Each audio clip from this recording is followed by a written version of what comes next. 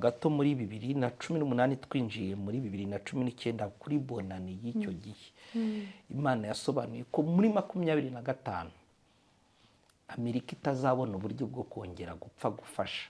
So iyo rero hari ibintu ukoze presence y'Imana ukumva ko ntayo nayo igomba kukwereka yuko ubundi ariko yari ihari. Yego. Ushobora kubikora kubera revo yawe n'ubumenyi kakurika, ariko ndagira ngo ubwire ubuzukuri hari uwitarika. Yego. Tujye kuri perezida wa mbere warwaniriye ubwigenge bwa Amerika mu kwa kabiri kw'igihumbi na 778.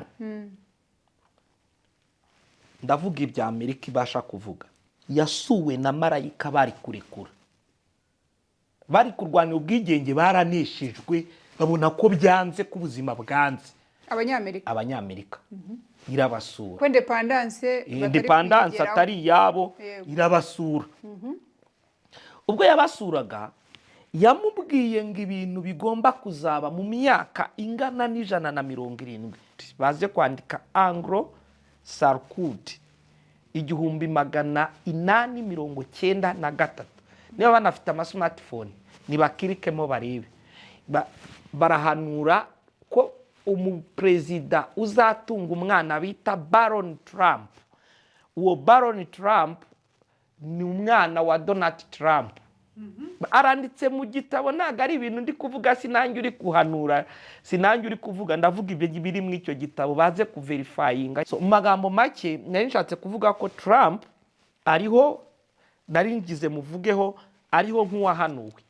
Icyo ni kimwe. Kabiri, ku itariki 15 z'ukwezi kwa 9 muri 2020 none se koko mu by'ukuri uriya muriro wenda nkamwe nyine mwari mwanabonye amakuru mbere yaho mukabivugaho, ese mwabwiwe n'impamvu izabitera?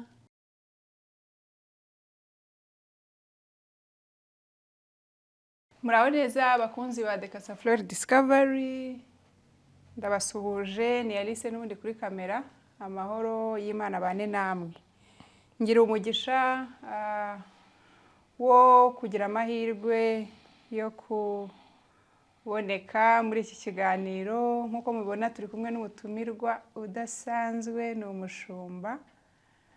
Reka ntatinze muhe ikaze atwibwire, adusengere kugira ngo iki kiganiro tugiye kugirana umwuka wera abe ari ukiyobora, kugira ngo abazacyumva natwe turi kugikora kitugirire umumaro, n'abazacyumva kizabagirire umumaro mu izina rya Kristo Yesu. Ni karibu mushumba. Ndagushimiye nyaguhora ku ngoma Imana ya Aburahamu na Isaka na Yakobo. Ngushimiye kugira neza kwe gukomeye. Ngushimiye kuvuga bikaba, wategeka bigakomera. Ngushimiye kuduteye iteka ngo twisange kuri YouTube channel. Nzi neza ko wagiriye neza, izina ryo rihabwa icyubahiro. Nguhaye ikaze na karibu mu kiganiro tugiye gukora none aha ngaha. Ntabwo ikintu kiba kiza bitewe nuko gisa, kiba kiza kuko usutsemo ubuzima. Ntacyo byatumarira tugikoze utarimo. Icyo twifuza nuko wabibamo, kandi natwo tujya kugaragara turahisha mu maso hacu icyubahiro kikugarukire. Ntaba ari twe ahubwo izina rye rihabwa icyubahiro. Uganze utegeke ureme wubake. Ubu tugiye gutangira iki kiganiro kurinda gisoza, kandi ubwo tugisoza turongera tugushime tuguhimbaze. Ubikorere kwiyubahisha mu izina rya Data wa twese n'iry'Umwana n'iry'Umwuka wera. Amen. Amen. Amazina ni Dr. Kurodusenge Jean de Dieu. Nkorera ku musozi w'itorero cyangwa idini. Ndirigo representative wa The Holy Israel Church aha mu Rwanda. Turi Nyamirambo. Ndi umugabo. Urumva ndavuga byinshi ku mpamvu z'uko c'est la première fois. Yego. Ndi umugabo, mfite abana 4 bo mu nda, n'abandi Imana ibasha kuduha, na madamu arahari. Umwe. Basigaye bagashyiraho. Hari abagira urenze umwe. Abo nabari kurushaho kujugunya.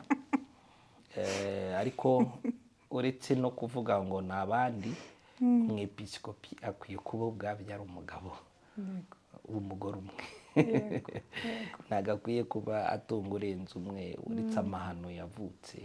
Bimwe muri kriteriya mu bintu 16 bibaranga icyo kirimo kiranga abepiskopi. Ibyo ntibihe ibindi mu buzima busanzwe niga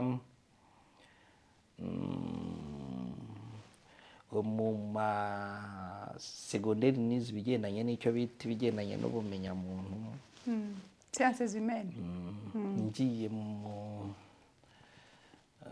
ngiye muri bachelor niga sosiyete n'imiyoborere, ngiye muri maîtrise, ubwo ndacyavuga mu buzima busanzwe ni ubanye mpuzamahanga na diplomasi muri za Kenya. Ngarutse muri Bibiliya yaba harimo naho ama faculties n'ubwo bamwe babyita theology.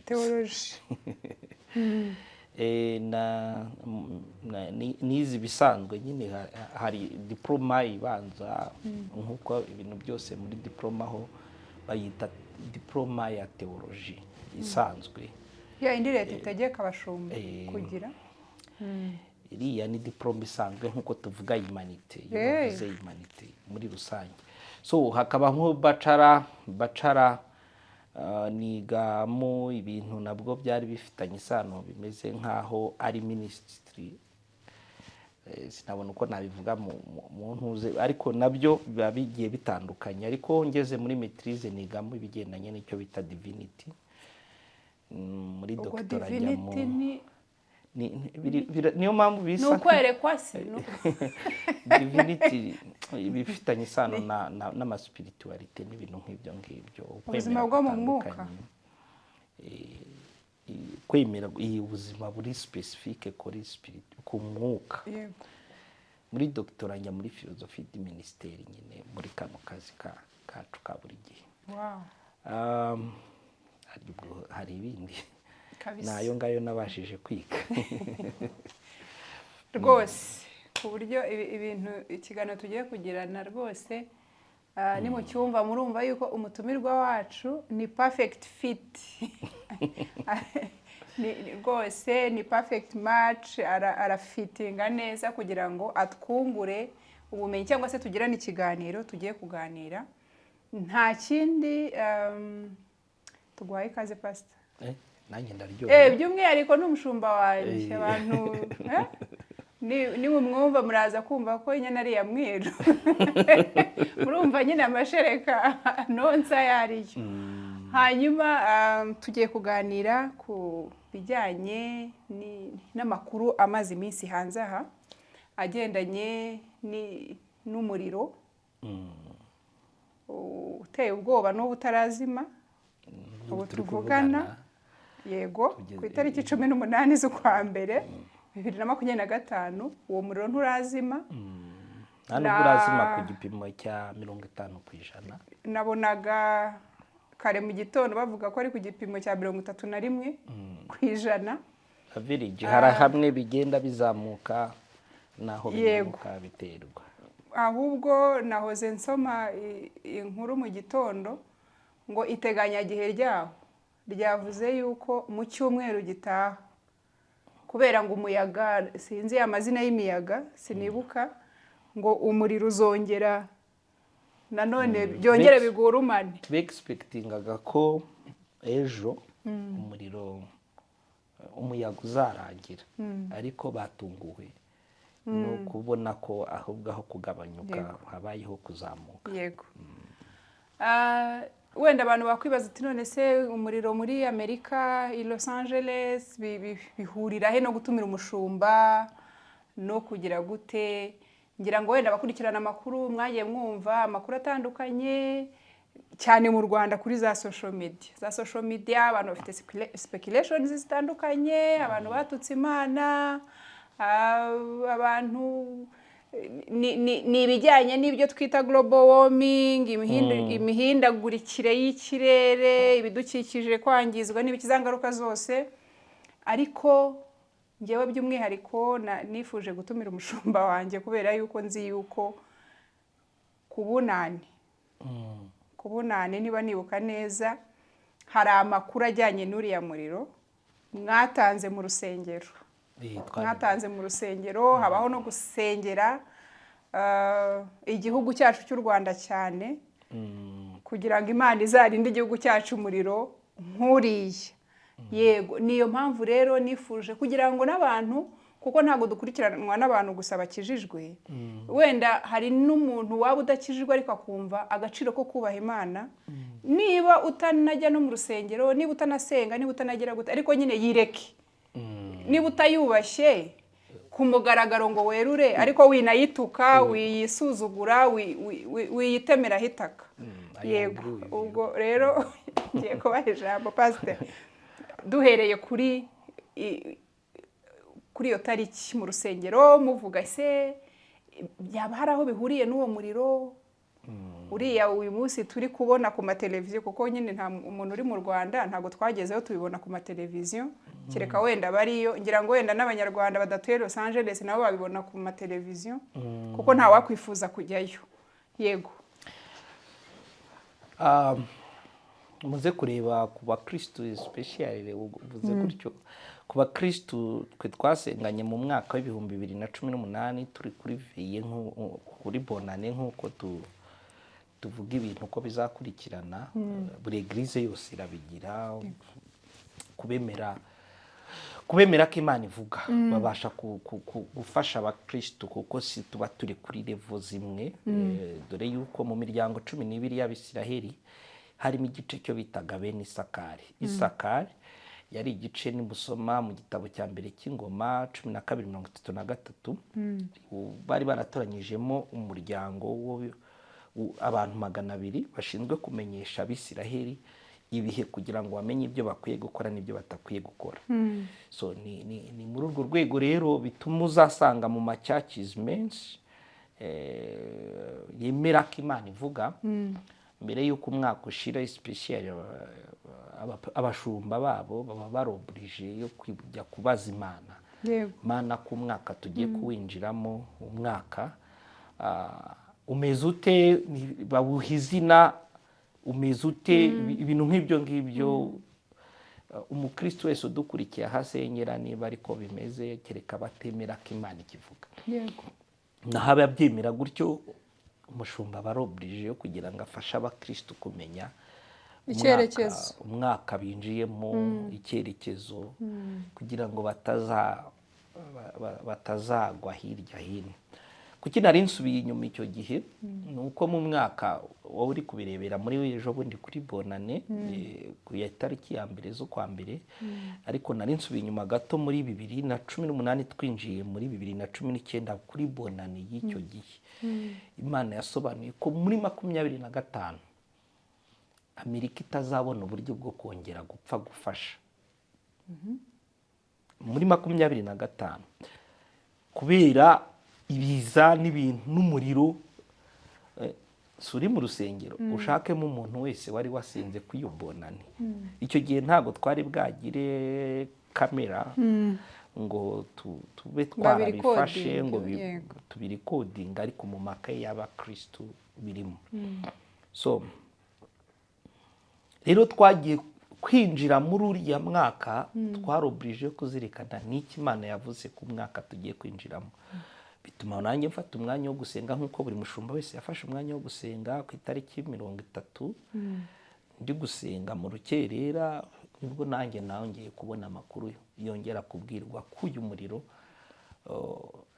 ntabwo ari hariya gusa, n'ahandi ubasha kuhagera. Imana itubwira bimwe muri criteria yatubuzaga icyo gihe. Urebe hari abantu usanga ngo nabuze kubabaza, hari ibice Imana yagiye ivuga, hari n'ibice by'Uburayi Imana yagiye ivuga abantu barobrije yo kutashaka kuba ariho bajya gutura. Uwashakaga kugenda wese Imana yari iri gutanga icyerekezo Amerika bimere gutya ahangaha mu bigenze uko aha mu bigenze gutyo kubemera ko Imana ivuga utabyemera we ntacyo bitwaye rwose nta kibazo turi kuvuga ku nabirekera ababyemera nabirekera ababyemera ibyo ntago njya muri competition yo kuvuga ngo kuki utabyemera ntago nshobora kuvuga ngo umuntu ntiyemera no kutemera no kwemera yego niko nemera ntago mvuga ngo ibidirimwe ubusi biri mu mwuka rero no kutemera nako no kwemera so ibyo rero byo ntitubitindeho reka ngaruke kuri bonane twabigarutseho twibutsa abantu umwaka twinjiyemo wariwo n'ikimane uvugaho twongera kubabwira ikiri kuvuga mu gihe gisa nk'iki ku bigendanye n'uyu mwaka bituma tuvuga ngo reka dufate umwanya wo gusenga wimbitse twirukane umuriro ntuzagere iwacu kuko revo wari uriho kubizera Abaheburayo 11:3 isi bitaboneka niyobora ibigaragara ntabwo nizerera mu bigaragara kuruta uko nizerera mu bitaboneka Abaheburayo 11:1 kwizera no kumenya ibyiringirwa udashidikanya niko kuguhamiriza ko hari ibyo utareba ariko by'ukuri so uwo muriro rero hariho kuwitega ntago ari umuriro abizerera mu biboneka nibo utunguye naho abizera ko Imana hari uburyo igivuga ntago wabatunguye ntago ari iwacu gusa ubu hari n'ahandi urugero mu mwaka w'1827 nubwo niba ngiye kuvuga kuri eglise imwe tuvuge eglise ya Adventiste 17e jour havutsemo umuntu ubarwa nk'umufondateri nk'uwagize uruhare mu gutangiza uwo bita n'umudamu bita Ellen White yaravutse yaje gupfa mu matariki 18 z'ukwa 9 mu 1915 amaze no kugira ibyo avuga bitandukanye urumva na 15 hari hatangiye ya ntambara isi ivuga ngo ni intambara ya mbere y'isi kuko itangira na 14 hari ibyo avuga akavuga Amerika akayigarukaho akavuga imiriro akavuga abantu batandukanye uko isi ishobora kuzahura n'ibibazo ntago aba specifique we ngavuge ngo ni iki gihe uyu muriro uzaba ariko nawe yongera kwerekana ko hari igihe kizagera Amerika ikatakwa n'uriya muriro arawuvugamo kandi anavugamo na biriya bitandukanye Amerika igenda inyuramo ubwo mshatse kuvuga ku muriro honyine ariko nari nshatse kugira ngo mprove yuko umuriro mu isi y'ibitaboneka cyangwa mu isi y'umwuka umuriro waravuzwe n'abantu hanuzi benshi batandukanye babashije kuvuga nendaga abantu batumva ko wenda nimvuga ngo narawuhanuye cyangwa n'undi yagize gute bamenye ko cyari ikintu kizwi ko ari ikibazo cy'igihe gusa wenda twagaruka kuvuga ngo twe twahagaze kuvuga ngo mumenye ko bimwe Imana yavuze igihe ari igihe kirageze ariko ntago ari twe twabaye abambere mu isi mu kuvuga ko umuriro uje n'abandi barabihanuye wasanga n'izindi nsengero Imana yabwiye uyu mwaka biramiruko so reka mbirenza amaso kw'iyo ngingo kuri kote yanjye rero umuriro ndumva navuga ko twawirukanye mu Rwanda kandi twamaze kwizera ko turi mu rutonde rw'ibyo kuko hari igice ntago bisaba abantu benshi Bibiliya yaravuze mu gitabo cya mbere cy'ingoma 7:13 kugeza za 15 nindamuka nkinze ijuru abitiriwe ntago ari ngombwa ko mwitabira bose abitiriwe izina ryanjye nibicisha bugufi bagasenga nzumva ndi mu ijuru mbakiriza igihugu rero bisaba igice gito niyo mpamvu umuntu ashobora guseruka mu muryango akaziba icyuho agaseruka mu gihugu akaziba icyuho akakora ibigendanye n'isi y'umwuka tukakora uburinzi mu mwuka abo mu mubiri nabo bagakora uburinzi bwabo ariko n'abizera bitaboneka bagakora ubwabo numva ari icyo nabivugaho ku muriro w'icyo tariki yego murakoze cyane pastor none se koko mu by'ukuri uriya muriro wenda nkamwe nyine mwari mwanabonye amakuru mbere yaho mukabivugaho, ese mwabwiwe n'impamvu izabitera? Kuko niba ibintu byaravuzwe muri icyo gihe cya Madame White, hanyuma muri White. Madame White n'undi. Madame White n'undi, ubwo numvaga madame nyine ari ukumwubaha. Yego. Hanyuma muri 2025 igihe kigeze ko bya bindi byose byagiye bihishurwa mu buryo mu isi y'umwuka noneho byimaterializa bikaba imbarutso ubu ngubu, nubwo abantu bose batayivugaho kimwe, ikaba ari uko abantu batutse Imana.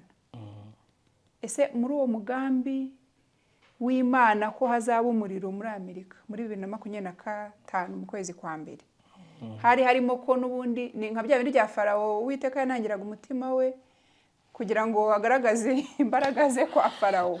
So abantu ngo batutse Imana. Ese imbarutso nyine no kutabera kw'Imana mudufashe tubyumve. Nibyo. Kuba Imana yavuga ko uzamera gutya ntabwo ari iguteye kumera gutyo. Hari ikintu bita human will, ubushake bw'umuntu. Imana ntibuvogera. Uburyo mvuze ubushake bw'umuntu, Imana ntibuvogera. Rero ni amahitamo yaduhaye. Ni amahitamo abasha gutuma utandukanye ikibi n'ikiza. Reka mbanze mvuge gato kuri US, iri mu ngaruka utavuga kereka kwirengagiza ku mpamvu runaka cyangwa kubera igitutu runaka. Unaho umuntu uzi isi y'umwuka, Amerika iri muri konsekanse yo kutumvira Imana. Abenshi ntago nyine iby'isi y'umwuka tubisobanukiwe. Okay, reka dutange ibihamya. N'abazadukurikirana wenda nubwo mbavugiye, ariko ntekereza ko nabo bameze nkanjye. Turatanga ibihamya bigaragaza ubu n'ubu ngiye kuvuga. Abantu bibuke ko umuntu aba yemerewe kwemera cyangwa ntiyemere. Yego. Niyo ugiye kuhakana hagomba kuba hari igice. No ku musozi turiho ubu harimo abawubara nk'ibisanzwe n'abawubara nk'ibidasanzwe. Nge rero ndi mu rutonde rw'abawubara nk'udasanzwe. Edayeri nk'uri inyuma y'Imana. Yego. Sinzi icyo mvuze niba unyumvishije. Ntabwo uyu muriro usanzwe kandi uri n'inyuma y'Imana. Ndi muri rutonde ngewe rw'abavuga ko uyu muriro uri inyuma y'Imana. Kandi dufite n'urutonde nabo duhuje akazi bagomba kuba bakubwira ngo ntabwo uri inyuma y'Imana. Ariko nyine tugomba kuba turi mu bice tugize abantu nuko dutekereza mu buryo butandukanye. Iyo revo abantu bakwiye kwigiraho. Uvuga ko utari inyuma y'Imana afite ibyahahagaze. N'ubu uvuga yuko uri inyuma y'Imana afite ahahagaze. Nge rero ndasobanura viyange kandi si n'igitangaza ko ejo wakakira n'undi ufite uko abyumva. Icya mbere ndabanza nibutsa abantu impamvu nyamukuru ibasha gutuma mvuga ko uyu muriro uri inyuma y'Imana bifitanye isano n'aho wabereye cyari cyabaye. Ibyo nibyo ngiye kubanza kuvuga ngo aho uyu muriro uri ni kuki shingira kuvuga ko biri inyuma y'Imana. Arise rero uzazirikana ikintu, n'undi muntu dukurikiye ugize umugisha wo kudukurikira kuri iyi channel azazirikana iki tugiye kuvuga. Hari ikintu umuntu ashobora gukora undi nawe akagikora, wowe ukakizira undi ntakizire. Yego. Kansubiremo.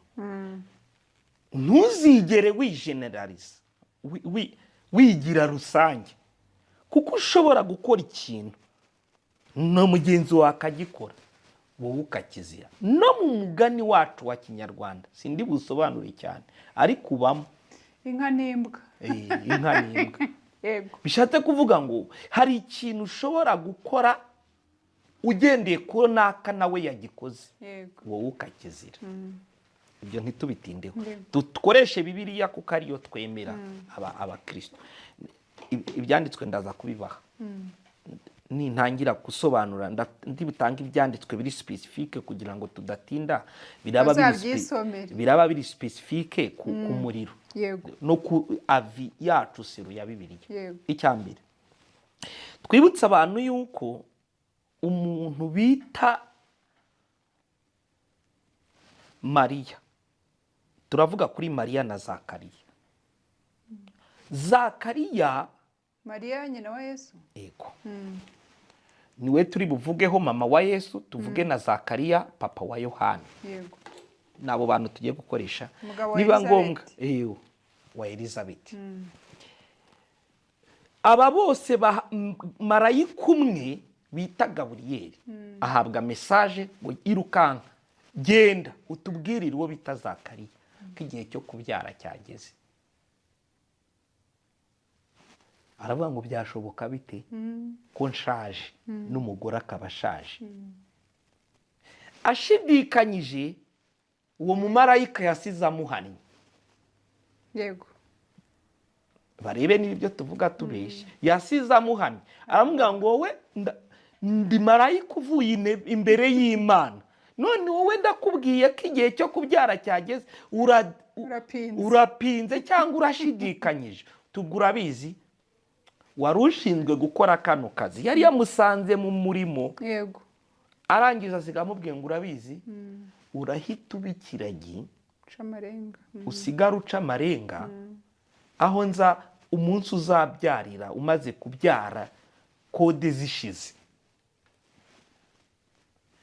Abaza amakuru mwiyita ry'umwana byamusabye kwandika, ari kwandika abona kuvuga, amwita Yohana. Barasakuza ngo kiri zina ritabagaho muri twe. Bagiye gudisikasinga aravuga. Icyo ni kimwe. Tugaruke uwo bita Mariya. Ubwo tugeze kuri za Luka 1:37. Murebe 3:6 kadashidikanya. Byashoboka biti ko ngewe ntararyamana n'umugabo ko ndisugi. Aho nashidikanyije. Icyaha bose ni ugushidikanya ku butumwa bwo kubyara. Mbabazi, Mariya yarahanwe? Oya, ntago yahanwe. Ahubwo yarasobanuriwe uko bizagenda. Yahawe explanation. Harya ni marayika w'Imana azamukiriza, azakuzaho imbaraga zisumba byose zigutwikire. Ahabwa ubusobanuro ntiyahanwe. Kandi bose bakoze ikintu kimwe. Bakoze ikintu kimwe kandi marayika ni n'umwe waje. Message azanye ni urubyaro. Uyizanye ni umwe. Abantu batazagira ngo wenda impamvu hari hahindutse marayika. Oya, uwayizaniye umwe ni nawe wayizaniye undi. Agasiga atanze ibihano. Umwe asiga amuhannye undi asiga atamuhannye. Yego. Nari nshatse kugira ngo abantu babanze bumve ko kitaba igitangaza ko wowe ushobora gukora ikikakureka, undi yagikora akagira ute akabizira. Yego. Niyo mpamvu n'uno mwanya uvuze ko atayaba igihano, nde nshaka uko mwumva. Yego. Kuko ashobora we kuba yabikora ntabiziri. Yego. Kanimuke. Tugaruke uzi mwese abadukurikiye baza amakuru w'umuntu wahamagawe ngo avana Abisiraheli munsi y'uburetwa bw'Abanyegiputa bita Mose. Yari afite mushiki we bitaga Miriyamu. Yego. Agatunga na Aroni wamurushagaho imyaka ndumva ari 4. Niki nshatse kuvuga? Aba bana bose barutaga nde? Mose. Yego. Ariko isaha iragira Mose ashaka umugore w'umunyamahanga. Bakomeza kujujura ngo ubundi ni wivugisha wenyine, bazana amagambo menshi nk'uko bamwe babizi. Isaha iragira Imana ibwira Mose ngo bwira abo bavandimwe banyitabe. Sibyo? Yego. Irabahamagara binjira mu ihema ry'ibunaniro nk'uko twinjiye muri iyi studio. Bamaze kwinjira baze kubaza kugira ngo batabihuza na gender. Yego. Ngo bavuge ngo wenda umwe yamuretse kuko wenda gender ari umugore. Aho ngaho ibinjiza baze gusoma. Ababyeyi ni bamwe, ikosa bakoze ni rimwe, ariko baze gusoma aho ngaho hahanwa nde? hahanwe Miriam. Miriam arahanwa Yasheshe akajugunywa hanze yashese ibibembe. Iminsi 7 ishize nibwo Mose ajya kuyinginga Miriam agasubirana. Yego. Nibambwira Aroni igihano yigaramiye. cya Aroni. Bandike muri komenti igihano cya Aroni. Yego.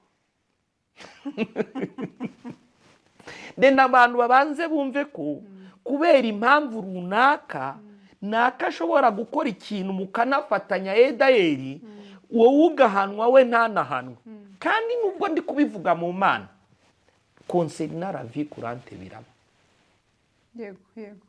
Ubu nshobora gukorana ibintu na minisitiri wakabizira nge ngataha. No mu mategeko buriya abantu babiri bashobora gukora icyaha kimwe mu bihe bitandukanye bagahanishwa ibihano bitandukanye kubera icyo bita appréciation souveraine du juge. Umucamanza nyine yashyize mu gaciro, yego ntabwo yagenze itegeko kuko afite igihano tarenga n'icyo atajya munsi. Nuvuga ngo ashobora kujyamo hagati undi akamutera maximum, undi akamuha wenda maximum yari imyaka 10 yo wenda y'igifungo, igitoya ari 2, umwe akamuha 2. Ejo haza undi wakoze nk'icyo akamutera 10 cyangwa 8. Nari nshatse kugira ngo abantu babanze bumve ko bitewe n'umuntu wakoze ikintu Yego. umwe ashobora kubizira kandi wenda atari bubizi. Ubwo ndacyabwira bandi bumva ko ngo te kubera iki ataba ari umuriro usanzwe. Ubwo niho nari kubera ihindagurika. Tubanze rero dusubira inyuma ho gato. Tugendeye kuri Amerika yo niki? Amerika, perezida wa mbere wayoboye Amerika yitwa George Washington. Yari afite papa we witwa John Washington. Uyu John Washington ni ujyana uyu mwana ari muri Army of Continent, ari mu basirikari. John uwo reka murengane tujye kuri perezida wa mbere warwaniriye ubwigenge bwa Amerika mu kwa 2 1778. Ndavuga ibya Amerika ibasha kuvuga. Yasuwe na marayika bari kurekura, bari kurwanya ubwigenge, baraneshejwe babona ko byanze ku buzima bwanze. Abanyamerika irabasura ko independence atari yabo irabasura. Ubwo yabasuraga yamubwiye ngo ibintu bigomba kuzaba mu myaka ingana n'170 kuko ngo ubuhanuzi yamuhaye ngo bwaragiye bugera mu mwaka w'1948. Arabwirwa ngo nubwo mushaka kurekura mwirekura, Amerika izakomera, izamamaza, izagira gute. Amerika yaje gutangira kubaciye mu mashuri bazi icyo bita Nouveau Monde. Yego. Isi nshya. Bayita Nouveau Monde ngira ngo bazi ko uwo bita Christophe Colomb ubwo yayivumburaga yaje kwibeshya avuga ko ari Ubuhindi, ariko Amerigo Vespucci ayitirira izina ryamaze kumenya ko yakoze yera. So Amerika gutangira kwayo no kubaho kwayo no gufunctiona kwayo nibabanze babihuze n'uwo bemere kandi yahawe ubuhanuzi buzamara imyaka 170. Bakigendera kubwo buhanuzi kujya muri constitution, nujya muri constitution itegeko nshinga ry'Abanyamerika ni Bibiliya. Yego. Bari basohotse mu cyo bita mu bakatolike baturutse mu Bwongereza. Ngira ngo amateka nibareba itoro rya Anglican Church abo bitaga abaprotesta bari mu Bwongereza nubwo 1524 uwo bitaga Henry yashatse gushaka undi mugore papa aranga. Ibyo sibyo tugiye gutindamo ngo ari byo twitaho. Ndashaka guprove Amerika niki. Yego. Ndashaka guha abantu ibihamya bivuga ngo Amerika si ikintu gikwiye guhakana Imana ng'igihamirebera. Yego. Kandi ndashobora kubikora ikamureka. Ariko Amerika ntikwiye kurekura Imana ngirebera. noneho ahabwa ayo makuru muri icyo gihe kingana gutyo nyuma y'imyaka 100 ubwo hari kuyobora uwo bita James Garfield. Uyu James yaje gusaba uwo bita Robert Lincoln. Robert Lincoln ni umwana wa Abraham Lincoln. Aramuhamagara aramwicaza kubera ko yari afite ikibazo kitari kimworoheye cy'inzozi ari kugira z'ibyo agomba kumenyeshwa. Atangira kuvuga ngo uno mwana nubwo satakiriho reka ngira amakuru mubaza kuko ibiri kumbaho simbimenyereye. Anamenya ko isaha yo gupfa yageze kugeza aho yagiye amusaba no kugira uyu Robert yageze avuga ngo ntago azongera kugira umuperezida n'umwe wa Amerika aherekeza ngo kuko yaherekeje barapfa. Hari amaze gupfa 3 bamujyanye. Afata imyanzuro atyo. Icyo yabwiwe n'uwo mwana akamubaza akamusobanuza akagira gute byarangiye n'ubundi nta kikabuza birangira n'ubundi James atashye nyuma y'iminsi 200. Yaratashye kubera ko ku itariki 2 z'ukwezi kwa 7 1881 niho yari amaze kumenyeshwa yuko nta kabuza nyuma y'iminsi 200 kagomba kuba yapfuye. Abimenyeshwa nande? So inzira z'inzozi yari yabashije kugira nibyo byari byatumye avuga ngo ariko reka mbaze kuki yari yagambiriye kubaza umwana. Byari ikibazo cy'amateka. Ayahe mateka? Uyu Abraham Lincoln n'umugore we Mary bagihaguruka ngo bagiye kujya muri Maison Blanche, nk'uko waba ureba hari ukahabona miriwari ndende. Umugabo atunganyije ikoti yagiye kubona miriwari icitsemo ubuzima bwe. Ni nk'uko miriwari urareba aka tablet ugafashe kakamera nk'igice ibice bibiri. Abibonye gutya arongera ngamanura amaso ndareba neza aritegereza arongera arabibona. Ahamagaye umugore waje asanga byavuyemo.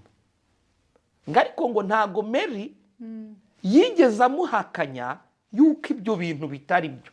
Ahubwo yaramubwiye ngo biragaragara ko iyi manda ya mbere izatubera nziza ngariko manda ya kabiri izaba mbi. Nyuma yaho bakomeje gutunga abahanuzi yaba bo mu Mana no mwa Satani kuko spirituality igira ibice bibiri. Mu Mana no mwa Satani abantu bakonsirita aho bashaka. Aho wahisemo niho ukonsirita. Nubwo navugaga kuri uwo nguwo wenda Abraham Lincoln kugira ngo impamvu yo guhamagara umwana we ngo bamukonsiriteho ni iyihe. Ni icyo cyabiteraga kuko Abraham Lincoln anahamagara uwo bita nyuma yaho abaza amakuru yatongeye gukoresha uwo bita Jane. Jane yari yatangiwe gukoreshwa n'Imana ngo kugira amayerekwa no gukwerekwa. Iyo mvuze impano z'umuremyi nzitandukanya n'impano z'umwuka. Hari impano z'umwuka ziza kubera wasenze mwuka wera, hakaba n'impano z'umuremyi za karemano. Ibyo sinajya kubyigisha nitugireka n'ubwambira ko abantu bazabyiga ukwabyo. Ariko mu myaka 3 uyu bita Jane yari ku rwego abasha kugira nibwo yongeye kumubaza nyuma y'inzozi. Abantu baze kureba ni itariki zingahe reka mbafasha kugira ngo ntababwira ibintu bitari byo. Ku itariki 14 z'ukwezi kwa 4 1865 baze kureba mbere y'inama muri Maison Blanche yabanje. Habanjeho kudisikasinga kuburana ku nzozi umwami yari perezida yari yarose iryo joro ngabona perezida wapfuye umugore ari kurira kandi akabona umugore urira nuwe. None byaje gutuma baza guhamagara nde bahamagara wa mudamu bita Jane araza baze kuverifia niba ibyo twavugaga inzira zo ibyo ngibyo mu banyamateka ntago biba bigoye bagenera kuri ritadasi n'ibintu nk'ibyo ngibyo. Noneho aramubwira ngo none se biraza kugenda ute? Icyo yamubwiye yaramubwiye ngo none se naba nsigaje igihe kingana iki kugira ngo mve? Aramubwira ngo nta kwezi usigaje n'ibyumweru. Wa mwana Jeni niko yamusubije. Abwira umugabo we nundi Jeni nuwo bahamagaye ngo wari waratangiye afite 3 atangira kujya avuga ibintu avuga ngo nta kwezi usigaje n'ibyumweru. Yapfuye ku cyumweru cya gatatu gitangira. Ndagira ngo abantu babanze bumve nibuza nituza kuvuga twakavuza ibigendanye n'1840 hatangira umuvumo w'uwo bita Tesikotawa. Bamwe mu badukurikiye ubwo barawumvishe witwa umuvumo wa Tesikotawa cyangwa wa Sekusi cyangwa 20 cyangwa wa 0 kuko yabaroze ndabyita se kubaruga yabavumye yuko buri muntu wese uzayobora Amerika mu mwaka uherwa na 0 atazapfa azagomba ategetswe gupfira muri biro. Ibyo bintu byamaze imyaka 140 bibaho buri mwaka wose ubwo wenda ikindi gihe twazicara tukababwira ngo twazabavana kuri Henry 1840 birinda bigeze 1980 kwa Reagan. Nibwo umugore we bita Nancy Reagan n'ubu aracyubashwe muri US, niwe muntu wa participating mwivanwaho ry'uyu muvumo. Icyo gihe umuntu wajyaga kuyobora US ku mwaka w'umuvumo wari wabavumye yari yababwiye uyu bita Tesikotawa yari yabavumiye mu kijisho cye kitabonaga arabavuma. Uwo muvumo wagiye kurangira kugira ngo uyu muvumo urangire ni Nancy. Abajya kureba barebe Nancy, value ya Nancy muri Maison Blanche barebe ntiyihe. Kandi nubwo umugabo we kugira ngo ajye yahoze muri filime Nancy arabwirwa ngo rekera kuba mu mafilime ahanurirwa yuko nawe azaba first lady. Bamuvana mu mafilime gutyo. Igihe kiragira aramushaka agiye kubuza umugabo we kwiyamamaza yibutse ibyo yabwiwe mbere akiri umukobwa bituma mureka aragenda. Ariko ntibyabujije Ronald guhura na byinshi, Reagan guhura na byinshi bitandukanye. Nawe bashatse kumwica ariko kuko ubuhanuzi uko bwavugaga yakoranye amasezerano na Nancy y'uburyo azitwara mu miyoborere ye. Ngiki cyatumye uwo bita Bush muri 2000 arokoka na Joe Biden akarokoka. Haciye abaperezida bababiri bonyine nibo batatatswe n'uwo muvumo. Ntabwo ibyo tubihimbye. Ubwo nahishatse kuvuga spirituality yaba mu mana cyangwa mwashitani. Buri mu perezida wese ujya kuyobora US abazi spirituality agendera amenya ko atari imbaraga ze kubagiyeho. Yaba Imana ntiyaremye Satani, yaremye Rusofero. Yiswe Satani kubera iby'Imana bikoreshwa nabi. Ubundi yamuremye yitwa Rusofero. So mu magambo make ababizi neza ko ibitaboneka ari byo bimugenga. Swate mu mana cyangwa mwashitani. Kubera ko mwitangira mwibuke Amerika itangira ni de philosophe ba Diderot, ba Voltaire, ba Jean Paul Sartre n'abandi nk'abo ngabo ntagiye kurondora nona nibo batangira ibyo idée de philosophe ndetse na christianisme iri specifique kuri protestantisme nibo batangiza Amerika. So rero kuki nshatse guheraho muri rusange nendaga ngo abantu babanze bumve Amerika niki. Amerika yizera ubundi bitaboneka. Bahibura 11:3 ibitaboneka nibyo biyobora ibiboneka. Ibi bigaragara bikomoka mu bitagaragara. Amerika nuko ibizi irabisobanukiwe. Naho narishatse kugira ngo abantu babanze bumve kugira ibeho uwo perezida wa mbere yaba ibyo bavuga byari ukuri byaba bitari ukuri. Turi kugenda tuvuga uruhererekane dushaka ibihamya nibuza ngo utekereza nawe abinyuze mu bwenge yumve niba ibyo tuvuga nitujya gutunga guprova ngo nibi nawe abanza ari yumve niba nta gitekerezo yakumvamo muri ibyo bintu yumve niba byaba bisanzwe. Reka turengane twakahamye tuvuga nakabahaye ibihamya byinshi bigendanye na US niki. Reka tugaruke mu rwego rw'isi. Abanyamerika nibo bonyine bafashe amafaranga yabo bandika ko bizerera mu mana yego, in God we trust. nta kindi gihugu na Isiraheli muvuga, ntabwo ni muri busange bavuga ngo ni mu Mana, ariko bo baridekaraye nyuma, ntabwo byapfuye kuza, ntabwo ari ibintu byizanye ngo bahite bavuga ngo bizerera mu Mana, oya, ntabwo byizanye, hari impamvu nizo tugiye tuvuga. Rero bishatse kuvuga iki? Amerika niyo ngiyo yahisemo kwizerera mu Mana. Twakagiye tuvuga ibintu byinshi, ariko ku mpamvu z'igihe ntabwo natanga proof zirenze kuri ingingo imwe, nyivugaho bike, indi nkayivugaho bike. Kanimuke ku iyo ngingo. Iyo ni ingingo abantu bakwiye gusigara ayishyireho akantu kavuga ngo aba bantu bundi ntibakagombye kuba batizera Imana. Katugaruke, si California, Los Angeles nyine na California. Mu magambo make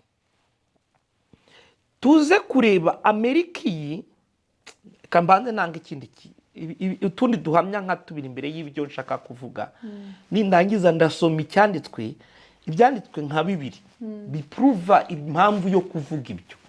Icyambere, Amerika by'umwihariko igice cya Philadelphia cyose, igice cya Philadelphia, ni ukuvuga ngo Amerika yo hepfo yari agriculture, Amerika ya ruguru yari industry, yari inganda, hagati hariya ni commerce. Amerika yose ishinzwe ubucuruzi yigeze yatakwa n'icyo bita inzige. Ndumva ni 1800 gutyo n'ibindi, ntabwo kandike kufixa umwaka ntacaringinga abantu bo ba verifying nibyo tuvuze. Itewe n'inzige babura ikintu na kimwe cyabavana h'icyo cyorezo, kubwo gusenga kwa kundi bavuga Mana igihugu waduhaye niki. Inzige babuze ikintu na kimwe, inzara ibamereye nabi, batatswe n'ibimeze nk'ibi. Ahubwo nibongera bakusubire mu mateka, haje ibisiga batarabona mu maso yabo na bugingo n'ubu, ni ibisiga ngo batazi iyo byavuye, biraza bitoragura inzige zose bibita mu mazi, bizita mu mazi, nta nubwo byaziriye. Icyo bita amabarbara, uzumva abo bita ngo ni abamormoni. Yego, ni iryo zina. Bajye mu mateka bavuge ngo iri torero ryatangiye gute. Yego, nibyo bisiga n'ubu ntibazo byavuye, biyakiriye urupfu barwakiriye. Iteka yo bishatse kuvuga ngo ntibakwiye kwigira danje. Yego, nubwo bumvaga ubuzima burangiye kubera inzige, bamanitse amaboko biraba. Kanimuke rero, nakagiye ntanga icya kabiri, simvuze amafaranga, simvuze amateka yabo, simvuze iby'ibyo bisiga. Reka mvuge n'ikindi, iki mwumva bita iki gice cyose kigendanye na Los Angeles na za California n'iki byose, hariya niho nkomoko y'ububyutse. Ntabwo ujya wumva bavuga Azusa Street, ububyutse bwo muri Azusa. Inkomoko y'ububyutse mu isi, nyuma y'ububyutse bwo mu byakozwe n'intumwa igice cya kabiri, niho bwakomoka. Abigishwa buzura umwuka wera, nta handi byabaye hatariho. Noneho fotora ako gace kameze gutyo, ubu ngubu haguzwe n'Abahinde, aho ubwo bubyutse bwatangiriye kwa bape, ubwo Charles yari amaze kuzirwa n'abana uwo bitaga Puma. Twakagiye tuvuga tukerekana n'ababasha muri George Edward Joe Church birinda bigera hano mu Rwanda 1928 bakamwohereza ari dogiteri kujya kuvura igahini. Nakabihereye aho ukareba uburyo birukanye se w'umwuka nuko bamwirukanye. Unyuma yaho ububyutse uko bwabaye, abo buzifata hano hirya za Uganda aho bita Bakigozi, wari umwana wo kwa ministry. Twakerekanye urutonde rw'inkomoko y'icyo twe twita ububyutse. Yego, nko mu Rwanda tugiye kubuvuga turi bubufatire igahini 1930 kwa Edward Joe Church wari wagiye ari muganga, sibyo? Ububyutse nyirizina naho bukomoka. Yego. Kuri twe twemera spirituality, ahantu nkaho ntago ariho hakwiye guseruka bwa mbere ngo havugirwa amagambo dushaka kuvuga. Baricara twakabaye tujyayo hari nk'urusengero tukibuka amateka nk'uko abantu bajya muri Isirayeli. Nicyo cyakabaye gihari. Noneho baza kubaka uyu munsi biriya wumva ngo bateruye baravuga mu gitaramo cyahitinze isi yose iri kureba, bakavuga ngo ababafashije ni 11, ngo umubyeyi ubabyara ngo ni 3, ngo Imana umuremyi wa univeri ngo yo yabonye 0. Iyo aza kuba ari we wavuze biriya bintu gusa, ariko umva uko Rupezi yongeraho mare, ntago ari we rega uhita uvuga ngo nta gitangaje muri uyu mujyi utagira Imana. Waravuga utyo ahubwo undi akashyigikira, ntabwo bivugwa n'umuntu umwe. Noneho bose barishima, umwe arateye undi arikiriza. Imana ibura umuntu n'umwe wayivuga, kandi iryo joro bwarakeye abantu huzuye, habura uyemera ngo avuge ko nayo hari participation yayo. Abantu baze gusoma Gutegeka 2:8, 10 na 7 na 18, ujye wibuka Uwiteka umuremyi wawe, kuko ari uguha imbaraga zikuronkesha ubutunzi. Harakuvuga umaze kurya ugahaga, uzarinde umutima wawe we kwibwira ko ari imbaraga zawe. Ni amahano bariya rero bagize gute bakoze, kwibwira ko ari imbaraga zabo. So Efeso 3:20 nuko harakubwira ngo 3:20, Efeso 3:20, ibasha gukora ibirenze ibyo wibwira, ibiruta cyane ibyo wibwira n'ibyo dusaba. Munsi yakomeza avuga bitewe n'imbaraga zayo zidukoreramo.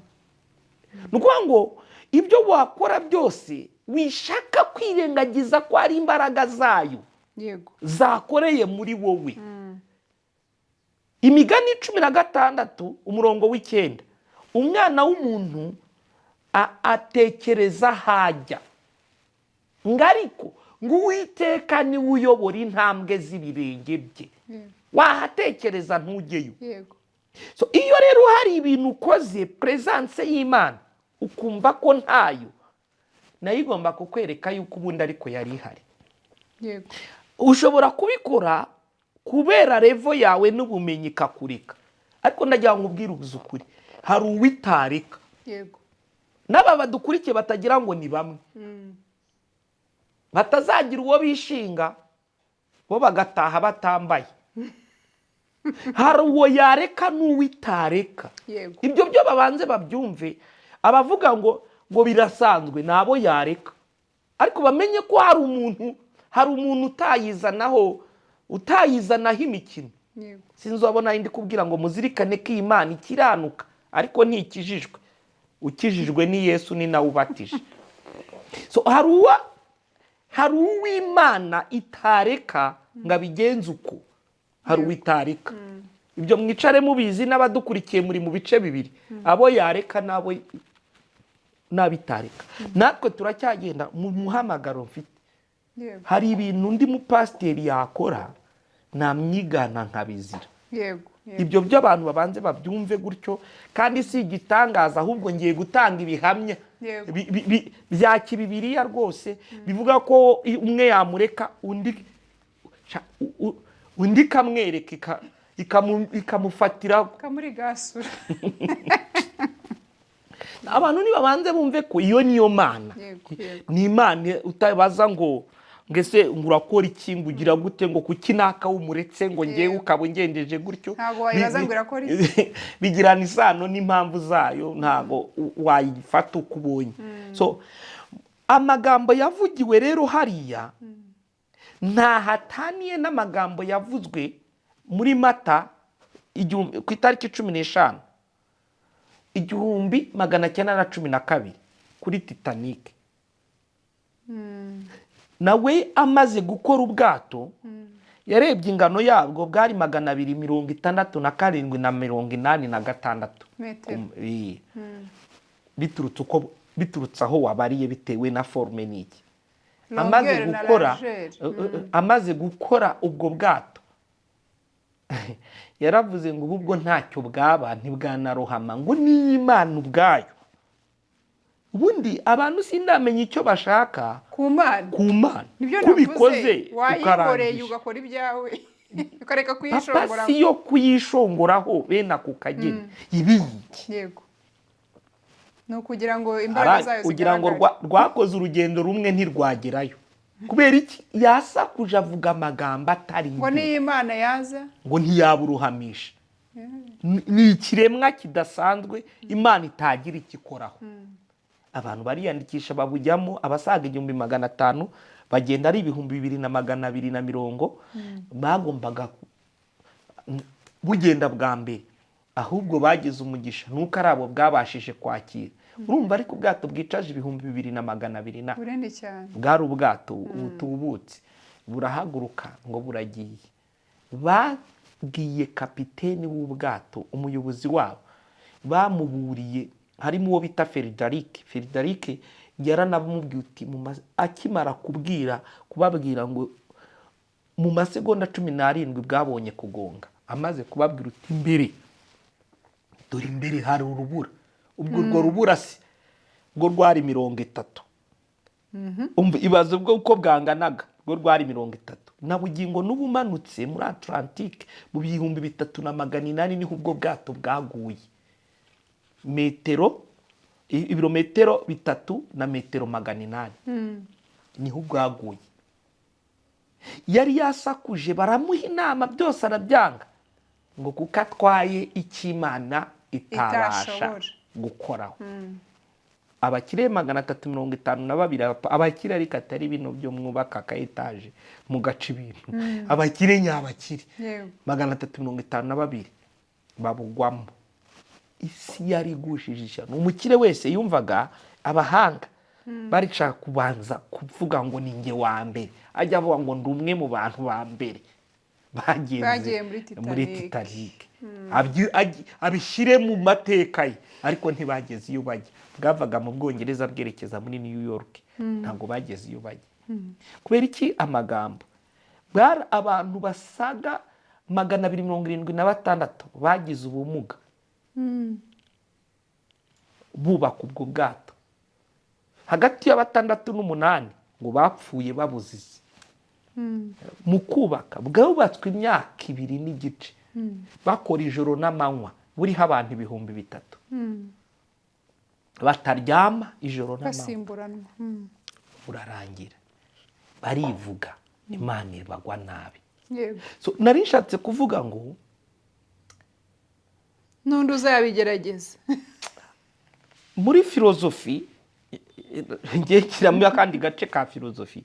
Muri filozofi 1776 hasohotse siroga, ariko siba uwo bayitirira nyirizina yari isanzweho. Muri filozofi iyo bavuze ntabwo twivuga ngo umuntu no mu filozofi, ni inshuti y'ubumenyi muri rusange. So ubu inshuti y'ubumenyi ntabwo mu filozofi. Reka inshuti ya filozofi. Ubu inshuti nyine y'ubumenyi ntabwo ubi mu filozofi. Nta mu filozofi ubaho habaho inshuti y'ubumenyi. Banditse igitabo kivuga ngo uw'Imana zahaze bo ni bazita nyinshi ngo ntizamwica zitabanje kumugira umusazi. Reka nge mvuge muyo nemera, uw'Imana ihazi ntimwica itabanje kumusazi. Urugero, muzarebe uwo bita Napoleon urebe imyanzuro yafashe. Urebe imyanzuro yafashe. Gufata abantu ukababwira ngo nimujye kurwana utitaye ku bukonje no gusohoka byanze, abantu bagapfa bapfanye imbunda mu ntoki. Hari imyanzuro y'ubusazi umuntu afata. Ibi mvuze uwo bita Hitler yabisubiyemo, ariko abisubiyemo ntibyamubujije nawe kimuhaga agafata imyanzuro y'ubugoryi n'ubusazi. Hari ibintu umuntu afata umuntu akavuga ngo trompete birasanzwe. Hari n'imyanzuro ufata abantu bajya kureba bagasanga n'umwana muto ntiyari kuyifata, ariko kuko bizwi ko wahitinze wakomeye, Imana irareba ngo ahageze amvanamo n'abanjije kumufatisha imyanzuro yo kwamakuza y'ubwiyahuzi n'abanje kumufatisha imyanzuro nk'iyo, abantu bazahama bazi ngo iyo wageze kuri urwo rwego utangira gufata imyanzuro y'ubwiyahuzi. N'iyo umwana muto atafata analize ntoyikanga, utuntu two gusesengura duto tugasigara twanze kubera ko wigize indakoreka. Mukuri kuzuye rero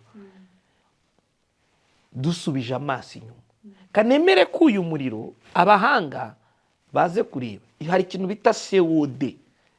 CO2 ni formule chimique, ni oxygène, ni carbone na oxygène. So iyi formula ni formula bakoresha hari amapudre babasha gukora muri US, bari kuri 69 baje kubireba ku ijana. Iyo ni izimya umuriro. N'abahanga bakabaye babikora bakawuzimya. Baze abantu babiri niba bazi formule ya coca. Iyi bituvuga ngo coca ngo mume coca, unywa impumuro ntayo baguha. Abantu babiri niba baba bazi formule ya coca mwisi. Coca ubwayo, iyo formule ya coca na coca ubwayo bagakoze nyinshi bakazimya umuriro. Biriya bikamyo ku bantu bajya mu nsengero n'ahandi hantu hahurira abantu, murasanga ibintu bitukura by'ibicupa n'ibikizimya mwoto, ni biriya bintu biba birimo. Biriya bimodoka muri bubone mu itangazamakuru nta kindi bibasha gupakira bitaba ibyo. Kariya kantu kutwara urebe mu modoka yawe, mu modoka yawe urasanga kangana ubusa, bakizera ko kabasha kujuwa role mu izima ry'umuriro kandi kangana ubusa. Noneho reba ibimodoka bitagira ingano biriho ngo bishinzwe kuzimya umuriro. Reka nongere mbaza awudukurikiye, uzi US n'inkunga Canada yari kohereza kugeza na Zelensky wari uri mu ntambara yavuze ngo mfite indege ndi bwohereze igiye kuzimya. Oya, twongere twanarayizinga uwo muriro mwebwe. Reka mvuge yaba hari uwawutangije akawutwika, ubwo nyuma yaha yaba byagenze gute, nimwumva ko uwo muriro wabananiye kuzimya. Noneho hari ibyo nasomye biransetsa ngo ni za fireworks, ngo kubera iminsi mikuru ngo bakoresheje, ngo nizo ngo zabaye imbarutso. Oya, none se utangiye waka, imbaraga ziri gutuma utabasha kuwuzimya n'ikoranabuhanga tuvuze, ubushobozi US izwiho.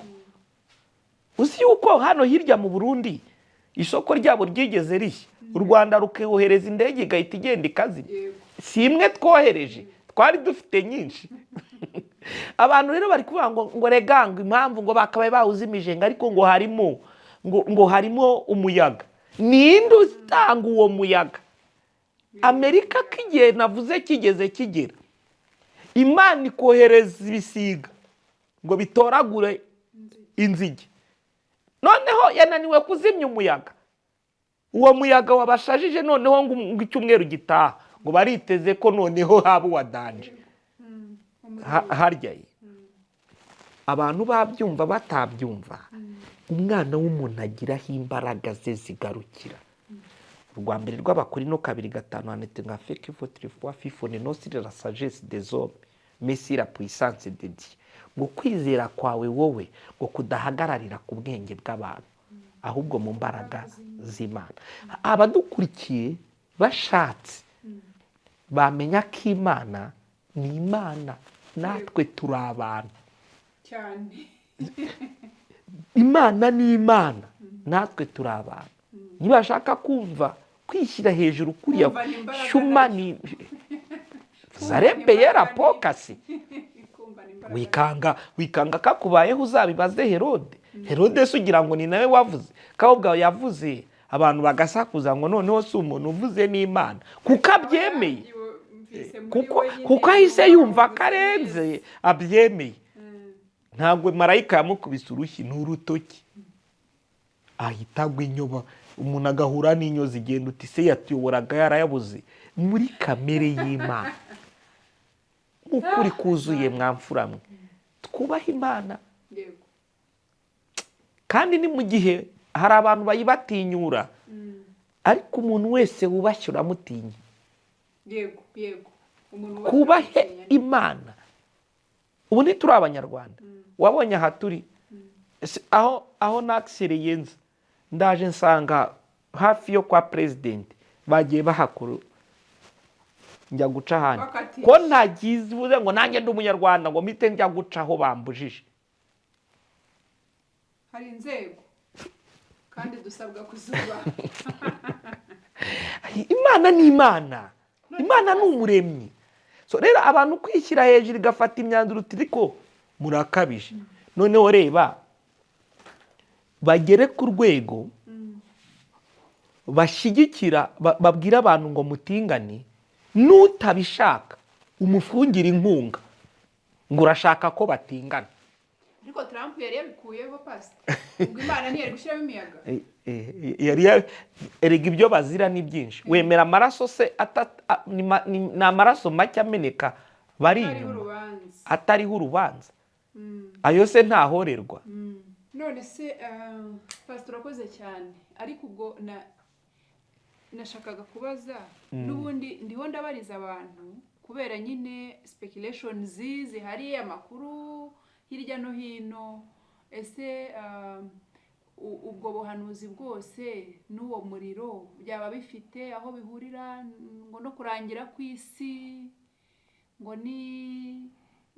ngo Trump itorwa rye naryo ryari ryarahanuwe ko ari we uzaba perezida wa nyuma wa Amerika nyine Kristo akagarura kagutwara umugeni ese uwo muriro nitangira ryo kurangira kw'isi reka mere kuri Trump uvuze abadukurikiye baze kureba mu mwaka w'1893 bari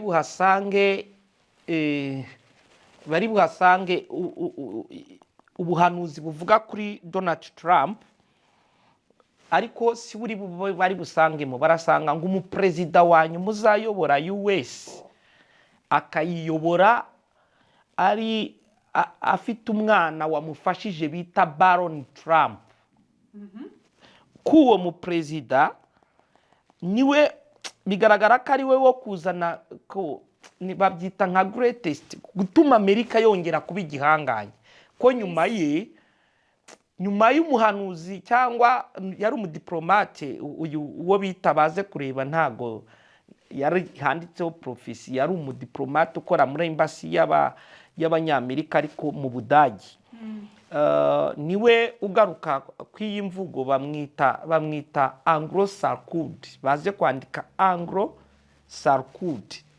1893 niba banafite ama smartphone nibakirikemo barebe barahanura ko umuperezida uzatunga umwana bita Baron Trump uwo Baron Trump ni umwana wa Donald Trump aranditse mu gitabo ntago ari ibintu ndi kuvuga sinange uri kuhanura sinange uri kuvuga ndavuga ibyo biri mu icyo gitabo baze kuverifyinga cyangwa nibashaka ko tuzakora kopi kugira ngo tukibereke physical kipublishingwa mu 1900 muri Boston niho kupublishinga birumvikana ibyo sitwavuga ko ibyo mvuze nibwo babasha so baze kuverifyinga barabigarukaho bamugarukaho nibakigira gutyo barakibona bashobora no kutagura igitabo cyose kutagura hard bakagura soft bikaba facilitatinga kumva ibyo twashakaga kuvuga so magambo make nari nshatse kuvuga ko Trump ariho naringize muvugeho ariho nk'uwahanuwe icyo ni kimwe kabiri ku itariki 15 z'ukwezi kwa cyenda muri 2020 2020 nibwo afasha ibihugu gukora risaccord d'Abraham, ibihugu biri specifique ku by'abayisilamu by'abarabu byari biri gukorana amasezerano na Israeli kugira ngo barebe ko habaho construction de troisième temple. So ugendeye ku nka zabonetse, ariko ibyo si twabivuga nonaha ngaca no bitamenya isi y'umwuka, ubwo niba isura bazamenya ibiri specifique ku nka yahanuwe muri 2022 nk'igomba kumara imyaka 3. Hari ibintu dukwiye kuba twahuza tukavuga ngo agakiza karatwegereye kuruta igihe twizereye. Abakunzi bi YouTube channel reka tubasabe bitegure kugaruka k'umwami, kandi afate n'iki kiganiro agisangiza undi, kuko nawe arabadufashije ivuga butumwa. So agakiza rero karatwegereye, tugendeye ku buhanuzi tugeneye gute. Gusa turabwira abakristo baduteze amatwi, nta umenya umunsi cyangwa igihe, ariko ibimenyetso byerekana kuza kwe sindi buvuge ngo birihuta kuboneka, bimbuza nk'ibyamaze kuboneka tayari. Gusa icyo tuba dutegereje n'ububyutse Imana ivuga, kandi ububyutse si ubwo kuzura insengero, n'ububyutse bwo mu mitima yacu. N'ubu uyu muntu dukurikiye umutima we ushobora kumva inyota yo gushaka mu maso y'Imana. Icyo kintu nicyo cyonyine dutegereje, kuko itorero ntago rizajyanwa ari umurizo. Itorero rigomba kuzamuka ari umutwe, rikazamuka hari agaciro rifite, rikazamuka riri ku yindi level. Kandi ibyo iyubakwa ry'urusengero isi yavugaga abazarebe muri codes, muri risaccord d'Abraham, hari andi masezerano abasha gukorwa na Arabia Saudite na Bern ndetse na US ari inyuma ku ngingo yayo ya 5, ntago nabijyamo nonaha. Bagaruka kuri construction de troisième temple, bagashyiraho abantu iyubakwa ry'urusengero rwa 3. So bagashyiraho igice kitari gitoya kitegura kigira gute. Twakabivuzeho ibintu byinshi bitandukanye, ariko mu magambo make umukristo namenye yuko uzaza atazatinda. Gusa azaza itorero hari level ririho, kandi kabiri azabanza arizamure kuba hari icyo bita post millennium na pre. Hari abemera kiri imbere n'abemera kiri inyuma. Twebwe rero baba post ba nyuma batemera ko iyo myaka 1000 iri nyuma, twemera ko iyo myaka 1000 itari nyuma ari ubu ngubu tuyiteze. Ubwo byasaba ngo twerekane twebwe kwiyemera kwacu impamvu tuyitegereza imyaka 3 n'igice, tukavuga ibyumweru 7. Byasaba ngo duha abantu ubusobanuro bwimbitse, ariko tubwira abantu kuzirikana ko tutazahwema kuza guparticipatinga kuri iyi YouTube channel, dore yuko banabyumvishe ko iri no mu biganza byacu yacu. Yego. Gushyiramo ingufu ngo ngombwa isumba byose baho umugisha. Tuvuga ubutumwa tubinyujijeho n'imwe mu nzira nyinshi zihari zitandukanye. Mu nzira nyinshi, mu gihe tukibyemererwa, kuko hari igihe kizagira nujya kuvuga nk'ijambo Yesu usange hazamo akantu, nujya kwa prodinga byange. Ibyo byose ni ibintu bizabamukura mu kwa itorero mbere yuko rigenda. Ni ukuvuga ngo icyo numvisemo murahamya neza yuko kuba Trump ari we perezida uriho, mukabihuza na bya bindi wa mudiplomate yavuze yuko ashobora kuba ari we perezida wa nyuma. Nahita mvuga ngo niwe perezida wa nyuma. Oya, ushingiye nyine kuri ibyo wasomye. Sero y'ibyo buhanuzi cyangwa y'ibyo yanditse wapuruva kagaragara nkaho nyuma ye nta wundi muntu uhari. Ariko kuri kote yanjye nshobora kuvuga ngo nyuma ye hashobora kuboneka, ubwo mvuze kuri kote yanjye, yego, abandi bantu bo muri family. Ariko nyuma ya family ya Trump ntago numva yuko Amerika izongera kubikomeye. Hazatangira kuzamuka ibi bihugu byacu bya Afrika. Ibi bintu muri kubona nkuko nabivuze mu 2018 twinjira muri 2019, Amerika izinjira muri etape itabasha kugira uwifasha. inkunga zose noneho bizabanza habeho kuzamuka kwa Afurika. Sero ya Bibiliya tuzabipuruva, sero ya Bibiliya Afurika yongera izamuke.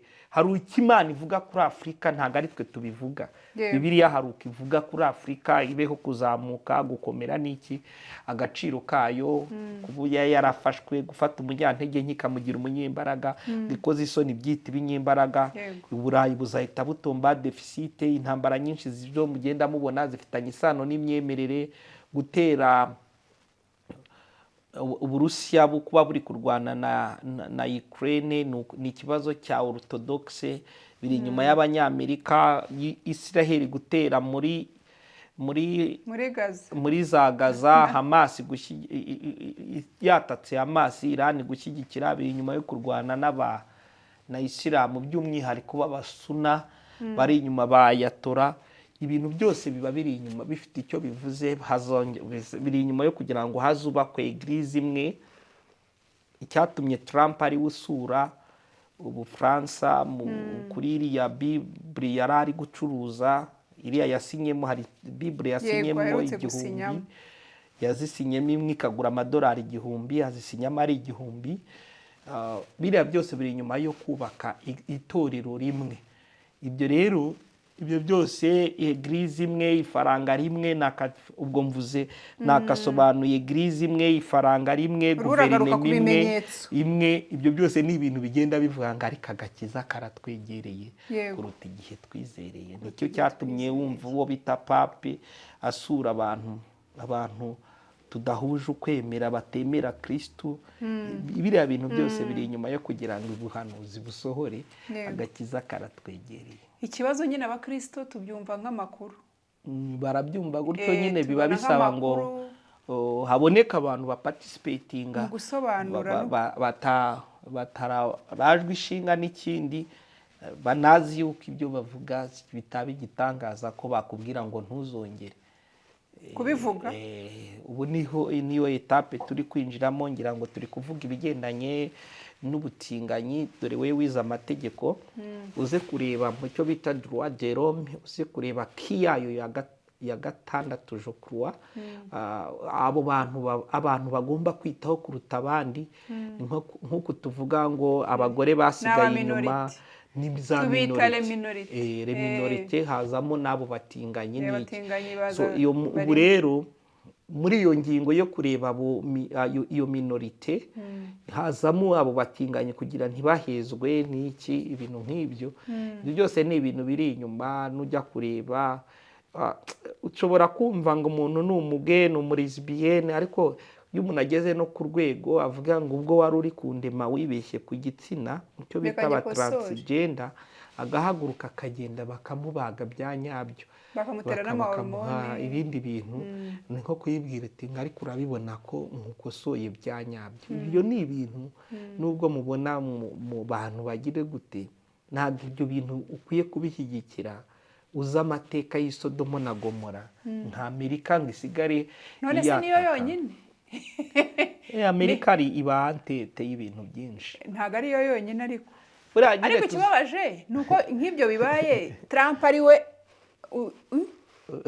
ugiyeho, kandi ibyo bintu arabirwanya. Namubwira iki najyeho n'ubundi? Niyo mpamvu abakristu benshi dukunda Trump. Kabone n'ubwo bamwe bavuga ngo ntagakunda abirabura, n'ubundi twese twifuza ko adukunda. Icy'ingenzi ni uko yakunda Imana, akagira uwo bita Abraham Lincoln. Na Abraham Lincoln niwe mu perezida babashije gukonsidaringa ngo ni umurepublikani w'umwirabura. Ubundi ntago yari bugire uburyo participating ari umurepublikani. Rero kuri njyewe afite icyo apfana na Trump, nubwo nawe ari umurepublikani. Ubundi abantu bafite capacity yo kumva, kugira understanding ku mwirabura na abademokrate mowadani, kubera uko Amerika yatangiye na papasi yo gutangira kw'abarepublikani byari uko abademokarasi ikabije. Bashaka buriya n'abantu Amerika ntabwo aba ari iyoboye, haba hayoboye Ubwongereza. Ibyo byasaba ngo tubiganire ukwabyo. Murakoze. urakoze cyane pastor. Tugarutse kuri uyu muriro. Tugarutse kuri uyu muriro. Yego. Hari ahantu utinjiye cyane utubwira ukuntu bari bariho batora Imana bakayiha 0 ariko kandi hari ibintu bibiri. Hari ukuba wenda kugira ngo wenda hari utunosiyo wenda mfiteho kubera gusoma, ariko hari ibintu bibiri. Hari ukuba ibirori byabereye ahantu ariko uwa moderatingaga cyangwa se MC, reka mvuge MC, ari uwateye n'uwikirije nk'uko twabivuze, ariko bakaba ari abanyamahanga kuri aho hantu byabereye. Ntuye Musanze ariko ndi kwemusinga muri stade Amahoro. Hanyuma ingaruka z'ibyo nakoze zikaba kuri stade Amahoro kandi ngende uwi Musanze. Ntabwo mu by'ukuri ntacyo biri bunkoreho. Duhuriza ibyo birori n'abo bantu bari babirimo n'abanyiri kubivuga. None nuriya mujyi wa Los Angeles cyane cyane kubera yuko nzi yuko hari ukundi kuntu abantu baho babana n'Imana. Reka bari ko mbivuga naho kugira ngo abantu umuntu ashaka kuvuga ati ariko se abantu wenda dutange nk'urugero uhura n'akaga ugahita uvuga ngo ariko ngo Imana ubundi ngo Imana ubu ngubu ngo iri hehe. Reka mvuge wenda nko muri context y'Abanyarwanda mu 1994 muri jenoside yakorewe Abatutsi hari abantu bavuga ngo Mana ngo bagiye kuntema. Hari umuntu bambwiye ngo wajya gutangwa akavuga ngo Mana ngo bagiye kuntema ngo uri mu ijuru utumbitse amabinga. Sibyo uwo nguwo n'uwahaye Imana 0 ku mugani wenda tutirengagije ko mushobora gukora ibintu amakosa mwembi, umwe agahanwa undi ntahanwe nk'uko mwabivuze, ariko duhurize ubundi abantu bahatuye umubano wabo n'Imana bimeze bite kugira ngo abantu babihe mu by'ukuri uburemere bikwiye kuba bifite. Golden Global Award ni ikintu gitangira gute? Gitangira ubwo ni cya kirori nyine bari barimo. Icyo kirori cyaho gitangira gute? Ni ikirori cyatangiye nyuma y'intambara ya kabiri y'isi, nanjye reka mbyite y'isi nubwo twe tutariyo, y'isi yabo reka nkoreshe nyuma y'intambara ya kabiri. Ni kwisi nyine ya y'isi niko bemeranije kuyita y'isi yabo 1944 nibwo bahita bavuga ngo tugiye gutangira, ariko ntibatangirana n'ukwezi kwa mbere ahubwo biratangira bikemezwa, ariko ukwezi kwa 45 bagahita batangira. Bishatse kuvuga ngo ubundi bavuga ko ari inshuro igeze kuri 82 ibi bintu bibaye. Ubundi mu ntango nta ngufu byari bifite, ngira ngo murabizi yuko Amerika yinjiye muri iyo ntambara tardivement ikererewe. Icyo gihe rero barashimye ntibyaba mu rwego nakita ko ruri global. Iyo bavuze ikiri globalization ibintu nk'ibyo cy'urwego rw'isi, ariko bimaze imyaka 82. Yari inshuro ya 82. So niki batumye bafashe uwo bita Nikki Grace. Nikki Grace ngira ngo abantu bari biteze yuko nicyo bita Jeux d'Olympique byagombaga nanone kugaruka muri US, ariko iki cyo kirazwi ko kigomba kubera ahangaha muri Los Angeles. Ntago ari ikintu kimeze nka Jeux d'Olympique kigomba kwimuka. Ni ikintu gifite aho ngaho niho gishoye imizi. Ubwo nagira ngo abantu babanze bumve ko ntago akenshi bakunze kuvuga ngo bakimuye nta mpamvu. Ni icyicaro biturutse icyo mwumva bavuga ngo Hollywood bifite ibyapa bimanitse, amafilms Hollywood zose ibintu nk'ibyo byose naho bakora amafilme. So ni ahantu rero bamaze kubaka imitekerereze iri deep mu cyo bita humanism. Ni abantu bumva ko umuntu ari developed, bemera ko umuntu ukeneye Imana bageze ku rwego bumva ko umuntu ukeneye Imana ari uw'ibitekerezo bibanye bike. Iyo ibitekerezo bimaze kuba bikeya ukeneye Imana kugira ngo igushyigikire, ariko umuntu utekereza bikwiye akwiye kugera ku rwego icyo bita think, ongera utekereze, think big. apana gufinkinga big kuko na dream zaba big, ahubwo tekereza, ongera utekereze. Uri gushaka igisubizo urakibuze, wisenga, wivuga ngo Mana mfasha. Ongera utekereze kugeza ukibonye. Rero bemera ko umuntu ukeneye Imana ari umuntu gutekereza kwe guke. Ukeneye Imana ugutekereza uraciriritse mu gutekereza. ndagira ngo abantu babanze bumve. Rero nta gace kabamo igice kinini cy'abantu bose biswe ko biyumvise, biyumva, bumva ko hari urwego bariho, batekereza bitari biciriritse nyine, naho akenshi naho bajya gutura. Hari uburyo umuntu ashobora kuba n'undi muntu yaza gutura ahantu kuko ari VIP, ariko majorite percentage nini ni y'abantu bumva yuko ushobora no kujya kuhatura wowe wazana ibintu by'intuze bakakwimura, ngira ngo mwumvishe uw'inzu itahiye. Hari amakuru muzumva, nicyo kibazo cya nyuma nari kubaza dusoza. Atanga nk'umukristu, nk'umuntu wari ushinzwe gufasha abantu bafite ibibazo ku mirebere n'iki, ariko nyirizina ntabwo ari abantu bakomotse. Tujye kuri Nick Grace, ni umukomediye, ni umudamu, ntabwo ari umuntu bavuga ngo ni umuntu utazwi. Anyway, mu kuri kuzuye, uretse ibikorwa bimwe na bimwe yakoreraga hariya, atuye mu wundi mujyi, abarirwa mu mujyi, abarirwa mu mujyi, ariko ikibazo nyirizina aho kiba cyabereye exactly n'ibiki byabaye, ariko nawe ahatunga ibikorwa, hari n'ibindi bintu bye byahahiriye, ariko we mu kuba bariya abantu bagira ibintu byo gushaka kubaka inzu, akashaka kubaka inzu ku gipimo yasigara ari n'umuhanya usabiriza, ariko yajya kubaka inzu ngo bazamureberamo, yajya kugura imodoka akagurira, ntago biberaho, babaho ngo kwemeza abandi, ntago kubaho nkawe babishobora.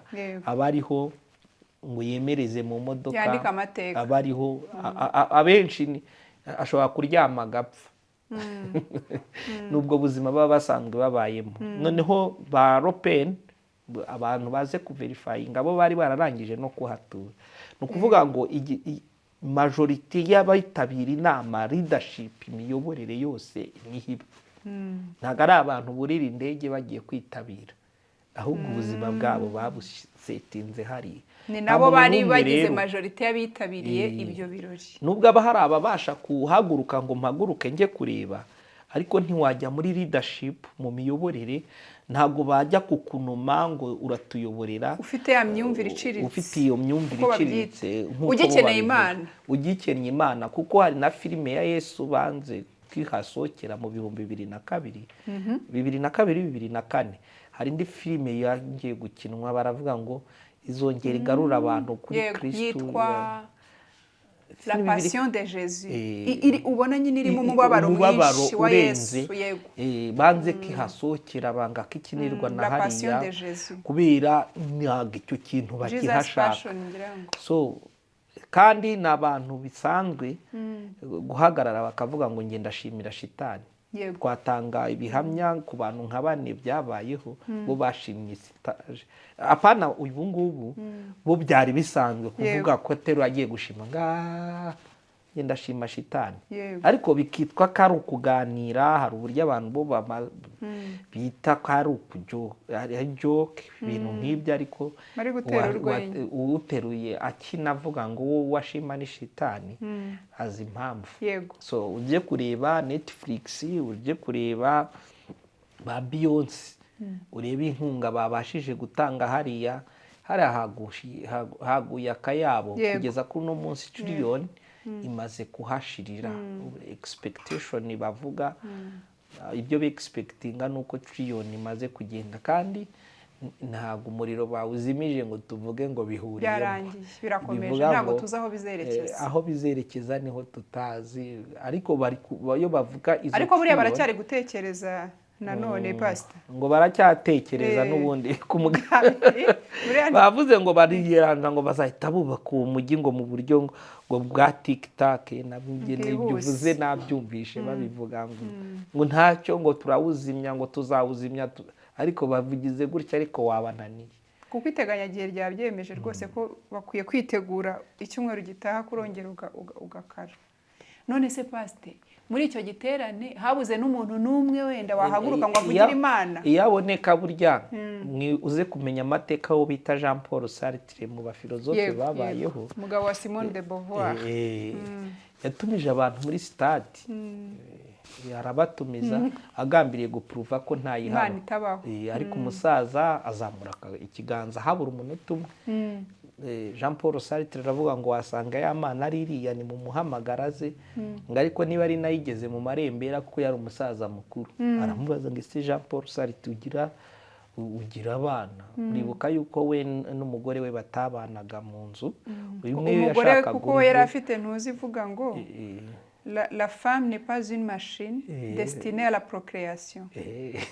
Ntabwo umugore ari imashini yo kubyara. Nuko aramubwira se ugira umwana ati yarangije azarura, ugeze mu rugo se ugasanga se akagutuka nk'ukutukanye. Yari yayitutse iminota 5 adefinisa umwami w'abami, adefinisa umwami, arangira avuga ngo ngiye kuyiharira igihe cyo kwisobanura.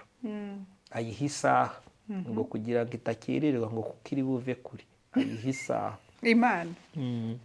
Amaze kuyiha isaha aravuga ngo nishira ngo mwese muri buzamura ikiganza muvuge ngo Dieu n'existe pas. Imana niba.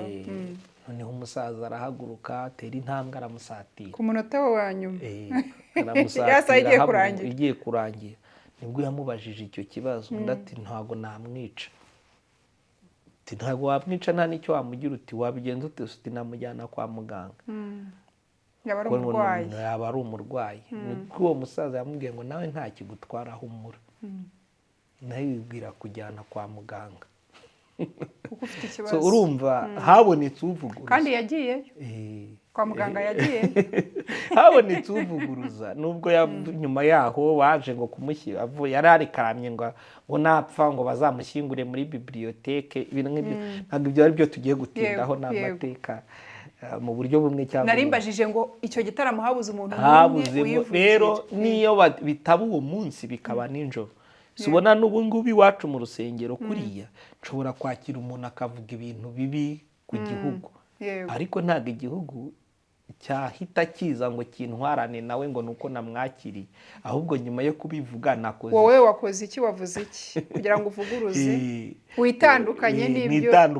Habuze umuntu n'umwe rero ubasha kwitandukanya. Barataha baze no kuverifiya barebe ntabwo uwo munsi aribwo byabaye. Haciye igihe kingana n'amasaha ajya kuzura nka 37 nibwo umuriro watangiye. Urebye za Pacifique Parasite ufashe Eton ni mu masaha hagati ya 37 na 38, kandi baze kuverifiya barasanga nta saha igihe wagiye ngo utangirira hamwe uri gutangira n'ahandi utangira. Bivuga ngo wawutangije ibyo yari ariho, nubwo abantu birengagiza na bado. Ni ikibazo cy'igihe gusa baracyaresistinga ngo ntitushaka kuvuga ko ihari nk'igihe cy'inzige. Ariko ngiye mbona n'ubundi ntihaboneka igice kitari gitoya kirimo na Trump nabafashe ejo bundi. N'ejo niba ntibeshye ejo bundi musibi ingahe Trump najyaho namara kurahira arababwira ngo twubahe Imana muzabona umuriro uzimye. Hari ikindi se buri yiriho irashaka icyubahiro cyayo, ni icyubahiro cyayo itagomba. Yesaya 42:8 kitagihundi nta kindi, cyangwa 4:8-11 naho baze gusoma. Nta kindi shaka nuko umwana w'umuntu amenya ko ari umuntu naye akayimenya nk'Imana. Trump ashobora kujyaho agahikarura ibintu, yamara urugarura ibintu n'ejo bundi amaze kurahira bakabyuka bakabona amaze kurahira bashobora kurahira yarangiza akagira ijambo avuga nk'umuntu kavuga ngo nyamara kubaha Imana niyo yonyine arangije irahira, ukabona umuriro ukanazima ntawe uwukozeho. Erega ngiye nizera gutyo Yego. wanazima rwose barangije wazima. Yego. Urakoze cyane pastor. Dusoza tuvuge gato ku nzu zivugwa nkeya harimo urusengero zarokotse kandi zikikijwe n'uwo muriro ariko ntizikorweho n'umuriro. Iyo urebye usomye ibintu bitandukanye uretse mu Rwanda ugenda ubona babigira cyane, ariko nta handi ndabona bavuga ko ari uko ari iz'abakristo. Ahandi bavuga yuko zubakishijwe ibintu bidasanzwe, yuko hari uburyo zikikijwe n'ibidukikije ku buryo, kuko nuvuga ngo nabashaka gupuruvinga ko ari ingaruka z'imyubakire, wenda ibikoresho byubakishijwe ayo mazu ari n'ingaruka z'imihindagurikire y'ikirere. Mwabivugaho iki? Icya mbere tubanze twibaze ngo nyir'ubwite umwe muri buriya mugabo uriya wari uri kubabajwe n'uko asigaye wenyine nawe ntacyo yabasha kugira gute, agabanza kuvuga ko bwe ari umukizwa. Harabona bonye nyine bavuga ngo ntabwo ari we nyir'inzu. Abavuga nyine ubundi reka nkubwire na Kristo yazutse hari abishyurwa. Ibyo nge kugira ngo batabyemeza ko yazutse. Ngerevo yanjye iyo ndi no gukora reka nakubwiza ukuri biragoye kugira ngo uzumve nasomye comment. Uzi impamvu? Ahubwo abantu iyo baje barambwira ngo muri comment ngo abantu banditse ibi n'ibi, bambizi ko muri comment zitegetswe kuba mu bice bibiri. Yego. Noneho rero kugira ngo ntabadekuraje y'ibyo nshinzwe gukora hari igihe ntabijyamo. Yego. Nkakomeza inzira zanjye nkakora umurimo nzi ko nzahemberwa, untuka akantuka bikaramureba, ushima ni Imana imuha umugisha, nuntuka nyine kugira ngo bitakubikamo akantu, bitambuza gukora inshingano nshinzwe gukora. Bituma rero mbizi yuko iyo ngiye gukora ikiganiro nshaka kuvuga ukuri, mba mbizi ko hari bubonekemo ibice bibiri, ababyemera n'ababihakana. Murakoze cyane. So rero mu magambo make uriya muntu n'inzu n'iki nyine niba ari n'uwo bashatse nge ndagendera, kuko sinzi niba ari byo cyangwa atari byo, ndagendera ku byavuzwe. Ibigaragara kandi birashoboka, Imana irabishoboye. Imana irabishoboye no mu bwenge bw'abantu bishyizemo ntiwabikurura ukuntu umujyi wose ushya inzu ntikorweho. Basome amagambo y'Imana aboneka mu gitabo cy'umuhanuzi Ezekiel igice cya 5. Uzahakure muke upfunyike ku kinyita cy'umwambaro wawe, niko ku murongo wa 3 havuga ngo ufate umusatsi n'ubwanwa byose ubice, 1/3 gicagaguze inkota, 1/3 gitwikire mu rwa, 1/3 arabwirwa ngo none uzahakure muke ngo upfunyike ku kinyita cy'umwambaro wawe, niko havuga. Rero biri muri kamere y'Imana kugira abantu ipfunyika. Ubu natwe twicaye aha ijuru ryaradupfunyitse. Iyo ijuru rigupfunyitse urabimenya. Rero si igitangaza ko hari abatabyumva ko ijuru ryamupfunyitse, ariko Imana ijya ibikora. Aksida ya danje ikagira umuntu itoragura wayo kubera iki mugambiriyeho. Erega umugambi w'Imana nta kiwuhinyuza. Iki kugambiriyeho, iki shaka kwigisha biriya bintu itanabikoze.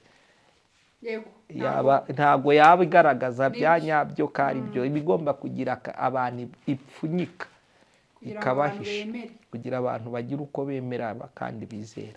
Yesu abaha umugisha, yagura imbago zanyu, ndumva nabivugaho icyo. Naho inzu zo se ntiwabonye n'urusengero, none se rwari rwiza, ruriya se rwo rukikijwe n'iki?